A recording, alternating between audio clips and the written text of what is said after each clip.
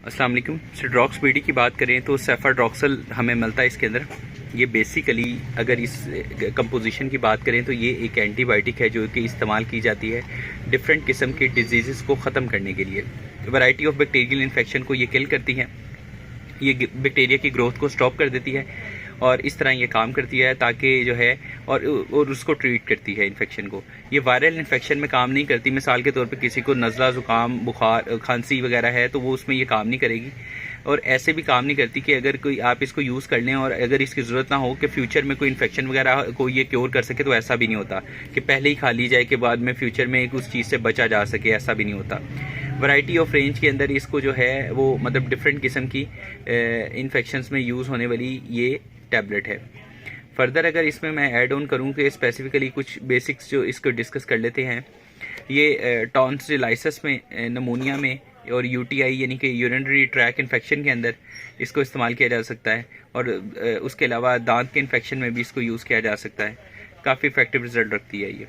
अगर मैं मज़ीद इसके अंदर बात करूँ डोजेज की, तो अगर तो एज अडल्ट्स की है अबव 18 तो इसकी जो 500 mg वंस और twice a day as per patient response या क्लिनिकल सिचुएशन के मुताबिक या जैसा डॉक्टर ने प्रिस्क्राइब किया होगा वैसे ही दी जाएगी, 1 या 2 टैबलेट।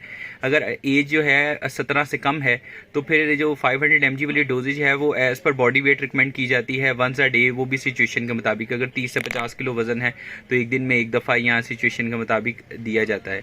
और अगर तो मतलब यही सबसे लोएस्ट होगी, 12 ईयर से ऑनवर्ड होगी, हाफ दी जाए शायद यहाँ सिचुएशन के मुताबिक।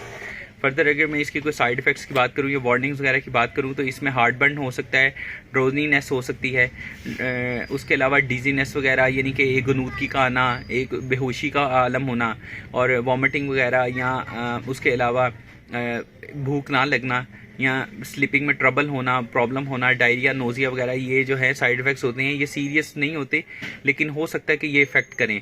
हाँ, एक चीज़ इसमें इंपॉर्टेंट है कि एक ये स्टमक को भी यानी कि कहीं ना कहीं अगर सम टाइम इफ़ेक्ट दे सकती है।